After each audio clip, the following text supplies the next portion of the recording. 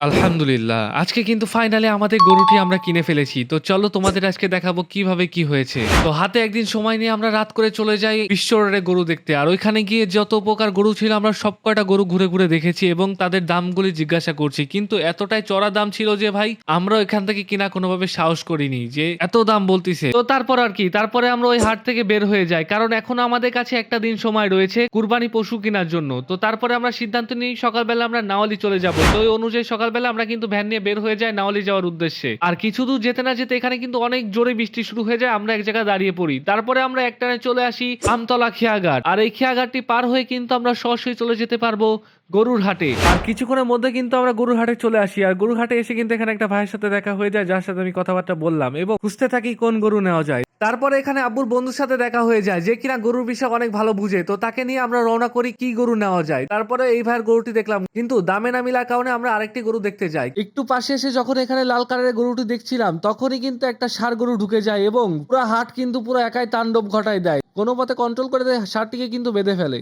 তারপর এক এক করে কিন্তু আমরা এক সাইড দিয়ে পুরো ঘুরে দেখছিলাম। এখানে আরো একটি গরু আমাদের পছন্দ হয়ে যায়, কিন্তু অতিরিক্ত দাম বলার কারণে আমরা কিন্তু আর এখানে কোনো কথা না বাড়িয়ে আমরা রওনা করি সামনে। আর সামনে এসে এখানে আরো একটি গরু পছন্দ হয়ে যায়। যখনই কথাবার্তা চলছিল তখনই একটা গরু কিন্তু চলে আসে আমাদের গুতাতে। আর তারপর আমরা এক সাইডে একটা মুরব্বী গরু দেখি, কিন্তু কোনোটাই পছন্দ হচ্ছিল না। তারপরে ভিতরে গিয়ে কিন্তু একটা গরু আমাদের পছন্দ হয়ে যায়, কিন্তু আমাদের বাজেট আউট হওয়ার কারণে আমরা ওই গরুটি নিতে পারি নাই। এক এক করে কিন্তু আমরা এখানে সব কয়টা গরু দেখতে থাকি এবং সব ব্যাপারীর সাথে কথা বলি, কিন্তু কারোর সাথে কিন্তু আমাদের পর্তায় হচ্ছিল না। তারপর একটা সাইডে ওই ছেলেটিকে কিন্তু কানে কানে বললো যে একটু কম টম করা যায় কিনা, কিন্তু সে বললো কি না করা যাবে না। তারপরে আমরা এখানে চলে আসি এবং একটা কালো গরু দেখি, আর যেটা দেখে কিন্তু আমাদের সবারই প্রায় পছন্দ হয়েছে। তারপরে কাকু এখানে দামাদামি করছিল, কিন্তু দামটা কোনোভাবেই কমাবে না। তারপর আমরা সেই প্রথম ভাইয়ের কাছে চলে যাই, ভাই কিছু কি করা যায়, কিন্তু সেও বলে যে না ভাই আমরা কম দিতে পারবো না। তারপরে আর কি এক এক করে আমরা গরু দেখতে থাকি এবং ব্যাপারীদের সাথে গ্যাঞ্জাম করতে থাকি। তারপরে আর পত্তায় না পুরো আমরা লাস্ট ফাইনালে সেই ভাইয়ের কাছে চলে যাই, যার কাছ থেকে আমরা কালো গরুটি দেখছিলাম, এবং এক পর্যায়ে তার কাছ থেকে আমাদের দামাদামি ফাইনাল করে ফেলি। তারপরে তাকে আমরা টাকাটি দিয়ে দিই এবং সে টাকাটি গুনে কিন্তু খুশি হয়ে যায়, কারণ তার কাছ থেকে আমরা গরুটি কিনে নিয়েছি। তো এখন গরুটি নিয়ে যাওয়ার পালা। তো তার আগে আরেকটা কাজ করতে হবে, যেটা হলো পাস করাতে হবে। এই হাট থেকে যেহেতু কিনেছি, তো এই হাটের একটা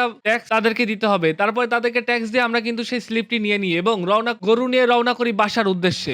ওকে, তো গত ভিডিওতে আমাদেরকে কমেন্ট করেছিল এমডি মঞ্জুরুল ইসলাম, অনেক ভালো হয়েছে, থ্যাংক ইউ সো মাচ ভাই। তারপর আমাদেরকে কমেন্ট করেছে এমডি সাইদ রহমান, এগিয়ে যাও ভাই, থ্যাংক ইউ সো মাচ ভাই। তারপর আমাদেরকে কমেন্ট করেছে নাহিদ ভাই, আমি ওমান থেকে আপনার ভিডিও দেখি, থ্যাংক ইউ সো মাচ ভাই নাহিদ ভাই, আমাদের ভিডিও দেখার জন্য আপনাকে অসংখ্য ধন্যবাদ। এবং আমাদেরকে কমেন্ট করেছে সাকিব হোসেন ভাই, আমি রংপুর থেকে দেখি ভাইয়া, থ্যাংক ইউ সো মাচ ভাই। তো দেখা হচ্ছে নেক্সট ভিডিওতে। এ পর্যন্ত আপনারা সবাই ভালো থাকবেন, সুস্থ থাকবেন, টেক কেয়ার, ঈদ মোবারক।